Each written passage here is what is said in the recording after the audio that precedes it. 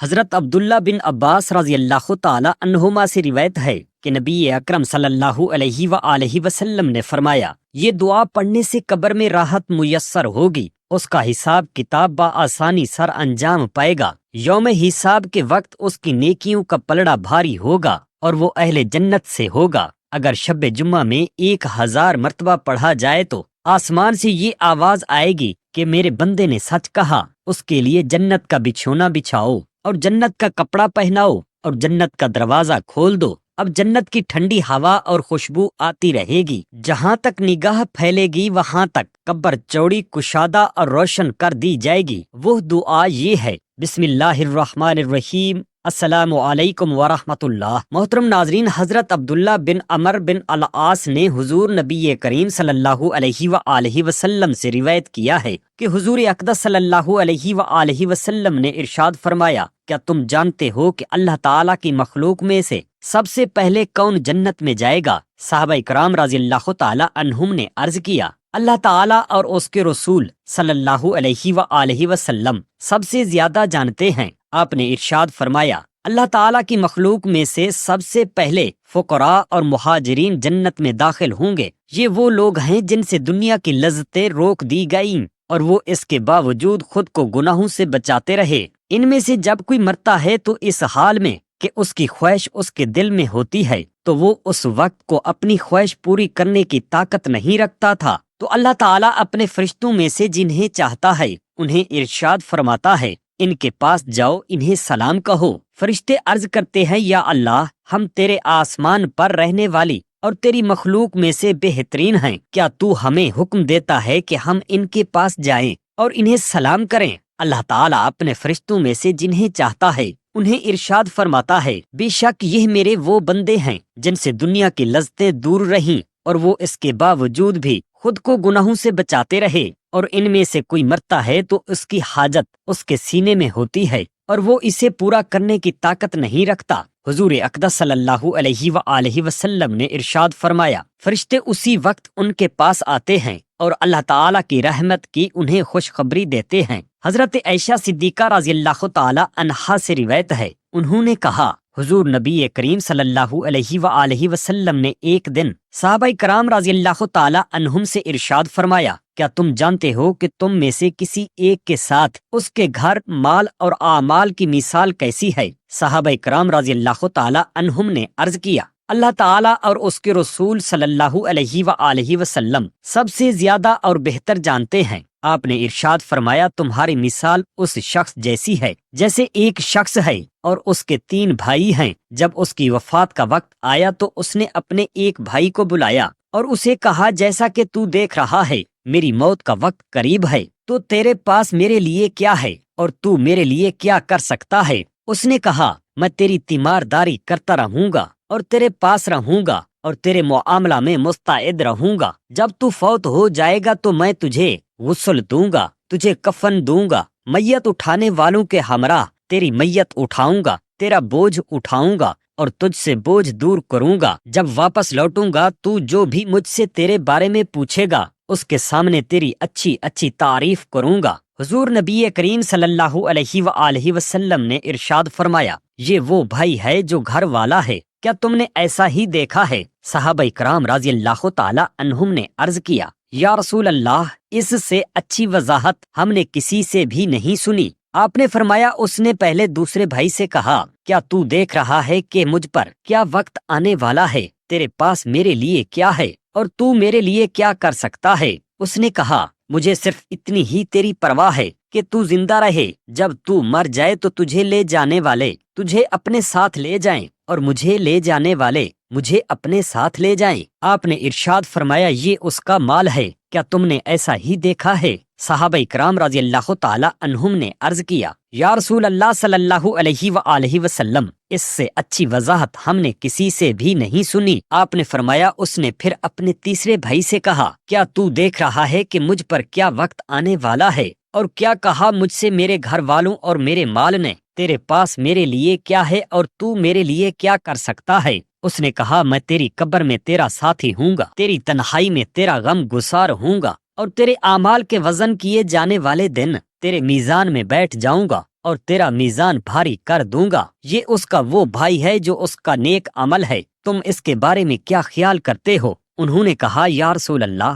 یہ بہترین بھائی ہے اور بہترین ساتھی ہے۔ آپ نے ارشاد فرمایا بے شک معاملہ واقعی اسی طرح ہی ہے۔ حضرت عبداللہ بن عباس رضی اللہ تعالی عنہ سے روایت ہے، انہوں نے کہا حضور اقدس صلی اللہ علیہ وآلہ وسلم نے ہمارے ساتھ عصر کی نماز ادا فرمائی۔ آپ نے پہلی رکعت میں اتنی طوالت اختیار فرمائی کہ ہم نے رکوع کی حالت میں گمان کیا کہ اب آپ سر نہیں اٹھائیں گے، چنانچہ آپ نے اپنا سر مبارک اٹھایا تو آپ کے بعد ہم نے بھی سر اٹھایا۔ پھر آپ نے نماز مکمل کی تو اپنے جائے نماز سے پھرے، پھر ارشاد فرمایا میرا بھائی اور میرے چچا کا بیٹا علی ابن ابی طالب کہاں ہے؟ پچھلی صفوں میں سے لبیک لبیک یا رسول اللہ کہہ کر حضرت علی رضی اللہ تعالی عنہ نے جواب دیا۔ آپ نے فرمایا اے ابو الحسن میرے قریب آؤ، چنانچہ وہ قریب آتے گئے یہاں تک کہ آپ کے سامنے بیٹھ گئے۔ حضور نبی اقدس صلی اللہ علیہ وآلہ وسلم نے ارشاد فرمایا کیا تم نے سنا جو اللہ تعالی نے مجھ پر پہلی صفوں اور تکبیر اولا کی فضیلت کے بارے میں اتارا ہے؟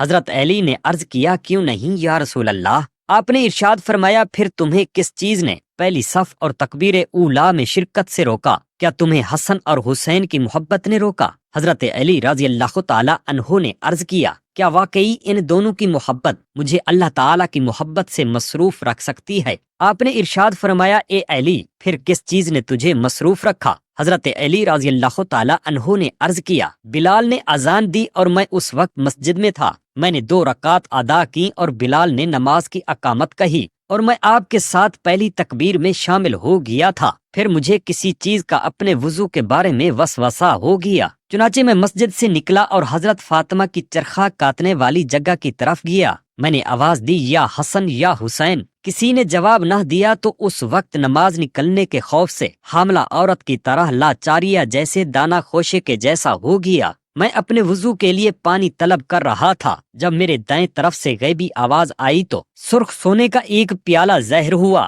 اور اس پر سبز تولیہ تھا۔ میں نے تولیہ اتارا تو نیچے دودھ سے زیادہ سفید پانی تھا جو شہد سے زیادہ شیریں اور مکھن سے زیادہ نرم تھا۔ میں نے نماز کے لیے وضو کیا، تولیہ استعمال کر کے واپس پیالہ پر رکھ دیا۔ میں نے لانے والے کی طرف توجہ کی لیکن میں اسے نہ دیکھ سکا اور نہ ہی یہ دیکھا کہ کس نے یہ پیالہ رکھا ہے اور نہ ہی یہ دیکھا کہ کس نے پیالہ اٹھایا ہے۔ تو حضور اقدس صلی اللہ علیہ وآلہ وسلم مسکرائے اور فرمایا واہ واہ اے ابو الحسن، کیا تو جانتا ہے کہ تیرے پاس تولیہ اور پیالہ لانے والا کون تھا؟ حضرت علی رضی اللہ تعالی عنہ نے عرض کیا اللہ تعالیٰ اور اس کے رسول صلی اللہ علیہ وآلہ وسلم سب سے زیادہ جانتے ہیں۔ آپ نے ارشاد فرمایا تیرے پاس پیالہ حضرت جبرائیل امین علیہ السلام لے کر آئے اور پانی جنت سے آیا تھا، اور جس نے تجھے صاف کرنے کے لیے تولیہ دیا وہ حضرت میکائیل علیہ السلام تھے، اور جس نے میرے ہاتھ میرے گھٹنے پر روکے رکھے وہ حضرت اسرافیل علیہ السلام تھا،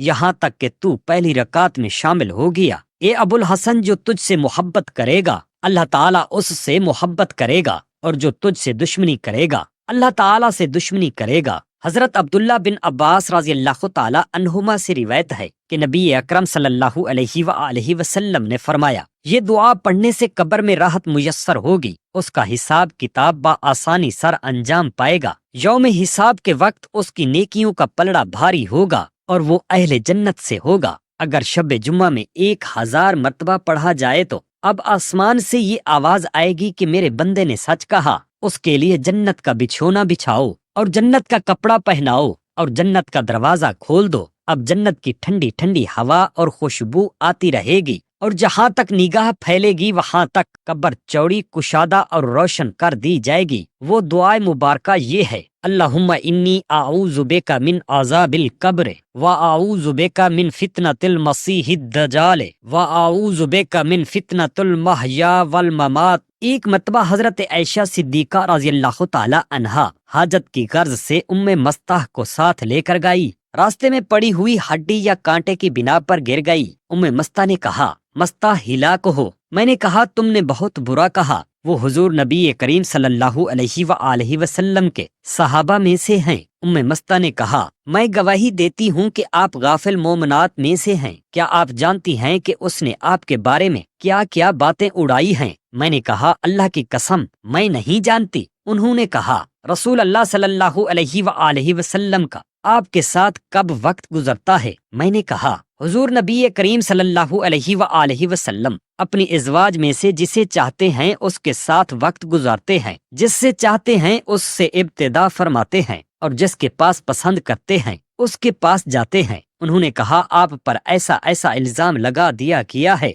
आप फरमाती हैं कि ये सुनकर मुझ पर बेहोशी तारी हो गई। ये बात मेरी अम्मी उम्मे रुमान को पहुंची। जब ये सारा मुआमला इन पर वाज़े हुआ तो वो मेरे पास आईं और मुझे अपने साथ लिया और अपने घर ले गईं। चुनाचे हुजूर नबी अकरम सल्लल्लाहु अलैहि व आलिहि वसल्लम तक यह बात पहुंची कि आयशा को सारे मुआमला की खबर हो गई है, तो वो आपकी तरफ आए और उनके पास दाखिल हुए और आकर बैठ गए और इरशाद फरमाया, ए आयशा, बेशक अल्लाह ताला ने तौबा में वुसअत रखी है। अभी हम उसी गुफ्तगू में थे कि हजरत अबू बकर सिद्दीक रज़ियल्लाहु ताला अन्हो मेरे पास आ गए और कहा, या रसूल अल्लाह, आप किस चीज का इंतजार कर रहे हैं? इसके बारे में जिसने आपके साथ खयानत की और मुझे रुसवा किया। हजरत आयशा सिद्दीका रज़ियल्लाहु ताला अन्हा फरमाती हैं कि मेरा ज़हनी कुर्ब बढ़ता जा रहा था। हजरत आयशा सिद्दीका रज़ियल्लाहु ताला अन्हा बयान फरमाती हैं कि हुजूर नबी करीम सल्लल्लाहु अलैहि व आलिहि वसल्लम ने हजरत अली को बुलवा भेजा। उनसे कहा, ए अली, आयशा के बारे में तेरी क्या राय है? उन्होंने कहा, अल्लाह ताला और उसके रसूल सबसे ज्यादा जानते हैं। आपने इरशाद फरमाया, जो तू आयशा के बारे में राय रखता है वो मुझे बता दो। उन्होंने कहा, अल्लाह ताला ने आपको औरतों के मुआमला में वुसअत दी है, अलबत्ता आप बरीरा को बुलवाएं जो इनकी लौंडी है। आप इससे पूछें, हो सकता है कि वो आपको इनके किसी भी मुआमला पर कोई इतला दें। आपने किसी को बरीरा की तरफ भेजा। चुनाचे जब बरीरा आई तो आपने इससे कहा, क्या तू गवाही देती है कि बेशक मैं अल्लाह ताला का रसूल हूँ? उन्होंने अर्ज किया, जी हाँ। आपने फरमाया, मैं तुझसे कुछ पूछूं तो मुझसे कुछ छुपाओगी तो नहीं? उन्होंने अर्ज किया, या रसूल अल्लाह, आप जो कुछ भी पूछेंगे उसकी आपको खबर सच सच दूंगी और मैं आपसे कुछ भी नहीं छुपाऊंगी इंशाअल्लाह। हुजूर अक़दस सल्लल्लाहु अलैहि व आलिहि वसल्लम ने फरमाया, जब से तू आयशा के पास है तो क्या तूने कोई ऐसी चीज देखी थी जो तुझे नापसंदीदा हो? बरीरा ने अर्ज किया, नहीं।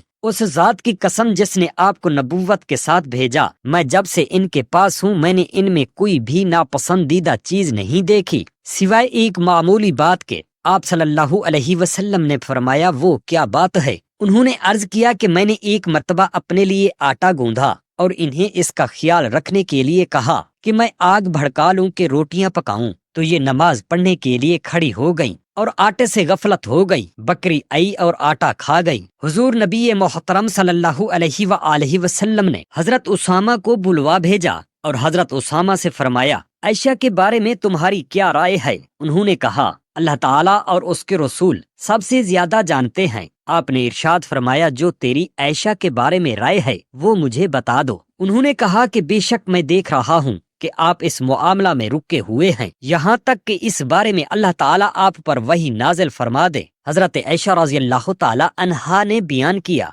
अभी थोड़ी देर भी नहीं गुजरी थी कि वही नाजिल हुई। हुजूर अक़दस सल्लल्लाहु अलैहि व आलिहि वसल्लम का चेहरा मुबारक खुशी से तमतमा उठा, क्योंकि आसमान से हजरत आयशा के बारे में पाकीज़गी नाजिल हो गई। हुजूर अक़दस सल्लल्लाहु अलैहि व आलिहि वसल्लम ने इरशाद फरमाया, ए आयशा, तुम्हें मुबारक हो, तुम्हें फिर मुबारक हो। अल्लाह ताला ने मुझे तेरे बारे में पाकीज़गी की आयात अता फरमा दी हैं। अल्लाह तबारक व तआला हम तमाम मुसलमान बहन भाइयों को आप सल्लल्लाहु अलैहि व आलिहि वसल्लम के सुन्नत मुबारका पर अमल करने वाला बनाए। आमीन या रब्बल आलमीन। जज़ाकल्लाहु खैरन कसीरा।